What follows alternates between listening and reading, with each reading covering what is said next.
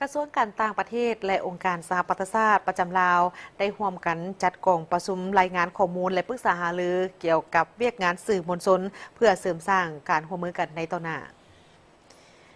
กองประชุมพบปะในครั้งนี้โดยมีผู้แทนจากทางกระทรวงการต่างประเทศองค์การสหประชาชาติประจำสาธารณรัฐประชาธิปไตยปัตตานีลาวกรมสื่อมวลชนของคณะโฆษณาพรมศูนย์กลางภาคและสื่อมวลชนลาวโดยได้มีการจัดกองประชุมครั้งนี้ขึ้นมาก็เพื่อให้สื่อมวลชนลาวได้มีความเข้าใจอย่างลึกซึ้งเกี่ยวกับการเคลื่อนไหวเวียกงานของ25องค์การเสี่ยวซานและบรรดาโครงการของสหประชาชาติที่ได้ปฏิบัติงานอยู่สาธารณรัฐประชาธิปไตยปัตตานีลาวพร้อมทั้งได้เสนอให้เห็นถึงห่างยุทธศาสตร์ที่สำคัญที่ชี้นำการพัฒนาท่านอารมณ์ลังสีราชวงศ์รองหัวหน้ากรมองค์การจัดตั้งสากลกระทรวงการต่างประเทศได้เน้นย้ำว่าปีนี้สาธารณรัฐประชาธิปไตยปัตตานีลาวได้เฉลิมฉลองครบรอบ70 ปีแห่งการเป็นสมาชิกของสหประชาชาติและในการจัดกองประชุมครั้งนี้ก็เป็นต้องการให้สื่อมวลชนลาวได้รับรู้และเข้าใจต่อกับแผนงานของสหประชาชาติอยู่สาธารณรัฐประชาธิปไตยปัตตานีลาวในขณะที่รัฐบาลลาวกำลังห่างแผนพัฒนาเศรษฐกิจสังคมแห่งชาติครั้งที่10 2026 ถึง 2030 และการห่าง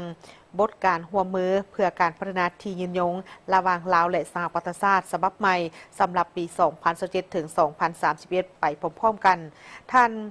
บาโคเดียเบอร์คานอฟผู้ประสานงานเครือข่ายองค์การสหประชาชาติได้ยกให้เห็นถึงขอบเขตของเวียกงานที่กำลังจะตั้งปฏิบัติอยู่ใน 18 แขวงในทั่วประเทศซึ่งความเอาคงคิดที่สำคัญเช่นสาธารณสุขการศึกษาการรับมือกับการเปลี่ยนแปลงดินฟ้าอากาศการบริหารรัฐที่ดีและการปฏิรูปเศรษฐกิจท่านบาโคเดียยังได้ปลุกระดมให้บรรดาสื่อมวลชนได้นำใช้ถึงความเชี่ยวชาญทางด้านเทคนิคข้อมูลความจริงเพื่อผลิตบทข่าวให้มีคุณภาพสูงขึ้นและกองประชุมครั้งนี้ยังได้มีการปรึกษาหารือถึงเหตุการณ์ที่สำคัญของชาติโดยเฉพาะก็เป็นการใกล้เกี่ยมความพร้อมของสาธารณรัฐประชาธิปไตยปัตตานีลาวในการหลุดพ้นออกจากสถานภาพประเทศด้อยพัฒนาซึ่งรัฐบาลสาธารณรัฐประชาธิปไตยปัตตานีลาวและสหประชาชาติได้ยืนยันคืนถึงความมุ่งมั่นและพันธะเพื่อรับประกันในการข้ามผ่าน